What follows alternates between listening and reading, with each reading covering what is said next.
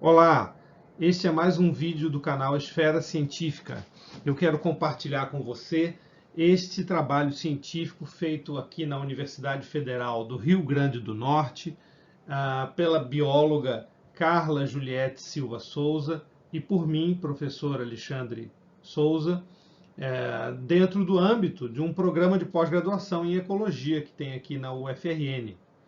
Esse trabalho foi publicado na revista científica inglesa Journal of Ecology e a referência do trabalho está aqui na tela para vocês verem. Ele se chama Sub-regiões de plantas lenhosas da floresta amazônica. Então, a floresta amazônica, ela recobre aproximadamente 40% do continente sul-americano, como vocês podem ver nessa figura. É uma área gigantesca que abarca vários países e um volume, uma área florestal enorme, com uma biodiversidade também enorme. É a região biologicamente mais rica do planeta Terra e ela abarca cerca de 25% da biodiversidade global, o que é muita coisa mesmo. É uma quantidade de recursos renováveis enorme, né, que tem na Amazônia. E uma riqueza mesmo para todos os países que têm a Amazônia no seu território. A Amazônia também contribui para o funcionamento que a gente chama biogeoquímico e climático do sistema Terra, do sistema terrestre, porque os ventos oceânicos entram aqui por cima, pelo norte, do leste para o oeste, como essa seta mostra, e uma grande quantidade de vapor é produzido pela floresta amazônica. Esse vapor se transforma em umidade do ar e nuvens carregadas de umidade. Depois, pelo sistema de circulação de ventos, é trazido.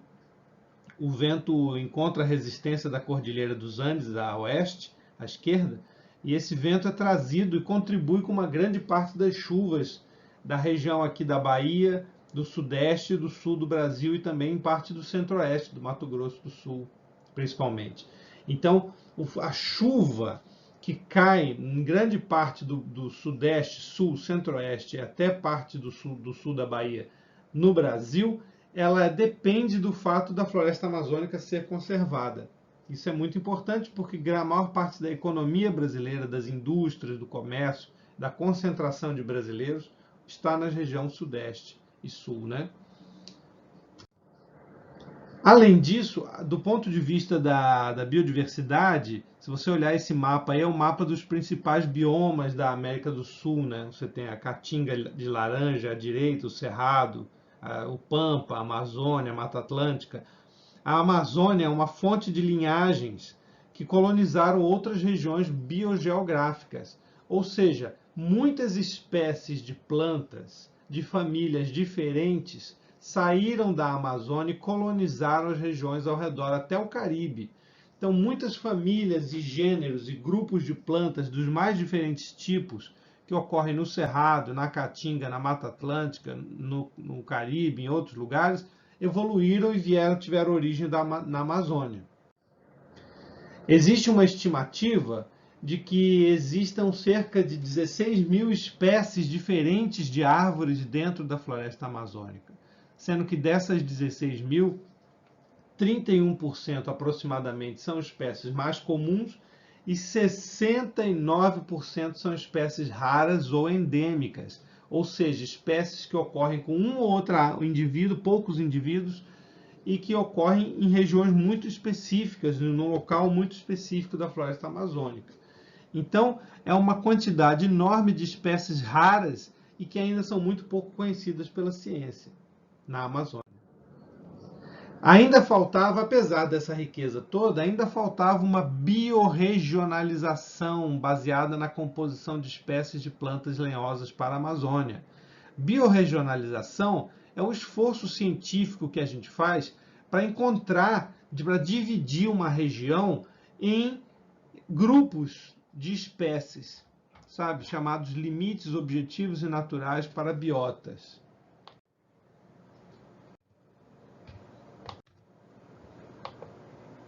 Esse mapa, por exemplo, é um mapa de ecorregiões do mundo, desenvolvido pelo WWF, que é uma organização não governamental muito importante, muito ativa do mundo. ela dividiu o planeta em ecorregiões, baseada na distribuição dos animais, das plantas e também no relevo, nas características da aparência da vegetação. Então, ainda não existe uma biorregionalização para a Amazônia, feita só para as plantas. Essa aqui é um exemplo do trabalho do Prance de 1977, que ele fez uma proposta baseada no conhecimento de campo e nas espécies de planta que foram coletadas, de como a Amazônia poderia se dividir. Essa divisão é muito interessante, ela é pioneira, mas ela é uma divisão qualitativa, ou seja, não é baseada numa análise estatística dos dados, ela é a opinião pessoal daquele profissional, daquele botânico, né? Tem aquele valor, mas é uma coisa mais subjetiva, a opinião dele. Outra possibilidade de divisão seria a gente usar a fisionomia. Aqui é um mapa de fisionomias da Amazônia, ou seja, a fisionomia é a aparência da vegetação, é a estrutura física da vegetação, sem levar em conta as espécies. Então vocês vejam que a maior parte da floresta amazônica, esse tom de verde médio aqui, ela significa floresta latifoliada de terras baixas, né? Ou seja, uma floresta com planta que não tem pinheiros praticamente e que ocorre em área não inundável. Essas manchas rosa aqui à esquerda são florestas já de altitude no pé dos Andes, e essas manchas amarelas são ilhas de savanas, e a mancha verde mais escura significa florestas inundáveis. Então esse tipo de divisão fisionômica, ela também é muito útil em várias situações, mas ela não permite compreender como as espécies estão distribuídas. Não é uma biorregionalização da biodiversidade da Amazônia, de espécies, e sim apenas da aparência da vegetação. Né? A observação se predominam ervas, se predominam arbustos ou árvores, se as plantas perdem ou não as folhas na estação seca. Então, é a aparência da vegetação. E, como eu mostrei antes, o WWF fez uma biorregionalização chamada ecorregiões, dividiu a Amazônia aqui entre outras regiões do mundo. A Amazônia é dividida em ecorregiões, só que essas ecorregiões são baseadas em dados de animais, plantas e também tipos de ambiente. Então não é uma biorregionalização feita para a biodiversidade de árvores da Amazônia, né? Também não é uma análise estatística, é um conjunto de opiniões de especialistas, tem muito valor também, mas não é uma biorregionalização quantitativa, né? Por fim, aqui à direita, eu estou citando um trabalho da Tuomisto e colaboradores de 2019, que dividiu a Amazônia com base em dados geológicos e dados de samambaias, né, em 8 sub-regiões, usando imagens de satélite, e sugeriu que essas subdivisões poderiam também corresponder a espécies lenhosas também. Mas são uma análise baseada em samambaias e geologia. Então, nossos métodos, nós usamos 301 comunidades locais na Amazônia, cada pontinho desse é um local onde foram coletados indivíduos, né? Esses dados nós tiramos da literatura, dados já publicados de pessoas que foram nesses locais e coletaram os dados de espécies para cada ponto desse, né? Foram chamados levantamentos florísticos e fitossociológicos, né? Tanto de herbário quanto publicados. E também reunimos, para cada pontinho desse, nós reunimos 21 variáveis ambientais para a gente depois testar se essas variáveis explicavam as sub-regiões da Amazônia. E nossos resultados aparecem nesse mapa aqui. Esse é o mapa de sub-regiões da Amazônia que nós obtivemos. Nós aplicamos uma análise estatística chamada NMDS, depois uma análise chamada interpolação e, por fim, uma análise chamada CAMINS. São 3 análises estatísticas em sequência. Ela gerou esse mapa de sub-regiões florísticas da Amazônia. Ela identificou 13 sub-regiões. Cada sub-região dessa tem espécies que só tem nessas sub-regiões e também tem espécies compartilhadas com outras sub-regiões. Então, existe uma parte das espécies compartilhadas, uma parte das espécies únicas, tá? Então, isso ressalta que você vê que nas Guianas tem uma região, aqui no Pará tem grande parte do Pará, uma região leste, no Peru, Equador tem outra, o sul do Peru com a Bolívia é outra, a Amazônia Central. Você tem aqui o número 4, corresponde ao Rio Negro e Venezuela, que é uma flora distinta. Você tem a 13 aqui, que é uma região em fronteira com o Cerrado. Você tem aqui influência do Cerrado dentro da 13. Na 8 também tem influência da savana boliviana da floresta semidecido aqui que tem na Bolívia. Você tem a 7, que é também uma região de transição para o Cerrado, a floresta mais seca. Então você tem o primeiro mapa de sub-regiões da Amazônia baseado em dados estatísticos e baseado em uma análise, tá, de 300 áreas. Esse é um grande resultado para o Brasil. Fora isso, a gente também fez uma análise chamada UPGMA, em que a gente viu como essas 13 regiões se agrupavam umas com as outras. E aí isso gerou 4 grandes grupos, né? 4 grandes zonas florísticas da Amazônia. Você tem uma grande zona aqui, a 3, que pega todo o oeste da Amazônia, e a 1 que pega o leste da Amazônia. Então a Amazônia tem uma grande divisão leste-oeste. A floresta amazônica tem uma grande divisão leste-oeste, e você tem mais 2 áreas aqui, uma área do Rio Negro, que é bem diferenciada, uma área da Colômbia, que é bem diferenciada. Então você tem aí 4 grandes zonas na Amazônia, predominando uma grande divisão leste-oeste. Lembrando que esses dados são referentes às espécies de árvores e arbustos, tá, pessoal? Exclusivamente. Aí, fora isso, o que aconteceu foi que várias variáveis ambientais atuais, como a sazonalidade da temperatura e da chuva, ou seja, se tem época fria, porque às vezes chegam umas frentes frias no sul da Amazônia, que pegam o sul da Amazônia, o fato de ter uma estação seca, o fato de quanto de argila tem no solo, quanto de silt, que é uma fração do solo mais fina do que menos fina, um pouco mais grossa do que a argila, a acidez do solo, se o solo alaga ou não, se é várzea ou não, a altitude e a rugosidade do terreno ajudaram a explicar por que essas sub-regiões se diferenciam uma da outra. Essas variáveis foram estatisticamente selecionadas no modelo de regressão para ajudar a explicar isso. E, além disso, o índice da chamada pegada humana atual e a terra preta das atividades indígenas também influenciou muito essas sub-regiões. Então, a terra preta é uma terra preta que se formou no solo onde os índios habitavam por mais tempo na floresta amazônica, sabe? A terra preta foi acumulada durante muitos séculos pelas atividades dos índios. E ela foi selecionada estatisticamente como sendo importante para explicar as sub-regiões. Então, uma coisa importante é que essa nossa divisão revelou um padrão diferente do que tinha sido encontrado antes. Nem as ecorregiões do WWF, nem a fisionomia, o tipo de vegetação, nem as regiões do PRANS adiantaram ou coincidiram com as que a gente identificou, o que mostra que existem padrões na Amazônia que não estavam sendo conhecidos até agora. A importância de estudar padrões de plantas separados da variação fisionômica e separados dos animais.